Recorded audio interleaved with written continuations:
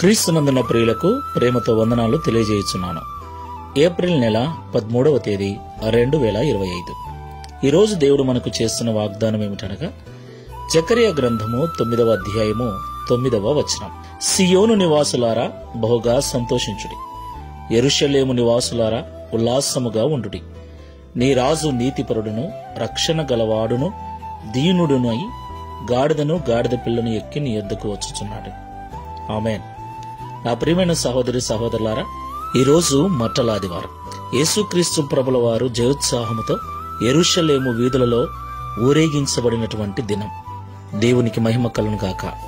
నా ప్రియమైన సహోదరి సహోదరులారా, గాడిద మీద ఊరేగుతూ ఆయన ఈరోజు యెరూషలేములో ప్రవేశించాడు. ప్రియులారా, గాడిదను ఎన్నికలేని జంతువుగా మనం చూస్తూ ఉంటాం. ఆ గాడిద కట్టబడినదని బైబిల్ సెలవిస్తోంది.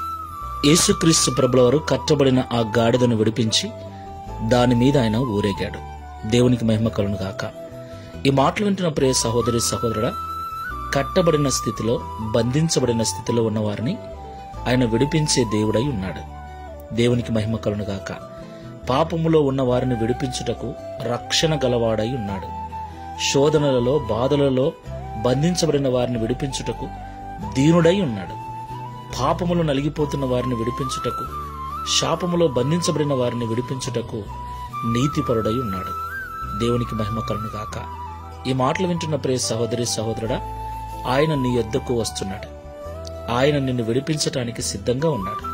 ఆయనను నీ మనస్సును తెరచి ఆహ్వానించు, నీ హృదయంలోనికి ఆహ్వానించు. ఆయన నీ స్థితిని అంతటినీ మార్చివేసి నిన్ను రక్షించి నిన్ను ఆశీర్వదించే దేవుడై ఉన్నాడు. ప్రార్థన చేసుకుందాం. ప్రేమ స్వరూపుడమైన తండ్రి, రక్షణకర్తవైన ప్రభువా, మీకు స్తోత్రాలు చెల్లిస్తున్నాం. నైనా నీవు దీనుడవు, సాత్వికుడవు, రక్షించే రక్షకుడవు, పాపం నుండి విడిపించే నీతిమంతుడవు. అందులో ఎలాంటి సందేహము లేదు తండ్రి.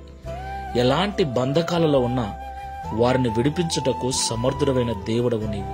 స్తోత్రాలు చెల్లిస్తున్నాం. అయినా ఈ దినమున కట్టబడి ఉన్నటువంటి గాడిదను విడిపించి దాని మీద జయోత్సాహంతో ఊరేగిన దినం. అలాగే మాటలు వింటున్న వారిలో వ్యసనాలలో, బాధలలో, అప్పులలో, సమస్యలలో, ఆర్థికపరమైన ఇబ్బందులలో బంధించబడి బాధపడుచున్న వారిని విడిపించి వారి జీవితములలో విజయమును అనుగ్రహించి విజయోత్సాహముతో సంబరాలు చేసుకున్నట్లు కృపను అనుగ్రహించు. నిజమైన ఆనందాన్ని అనుభవించినట్లుగా మీరు సహాయం చేయమని, తద్వారా ఈ దిన వాగ్దానం మా అందరి జీవితం నెరవేర్చి నీ నామమును మహిమపరచుకునమని యేసు క్రీస్తు వారి నామములో ప్రార్థిస్తున్నాము తండ్రి. ఆమేన్. Praise the Lord. God bless you.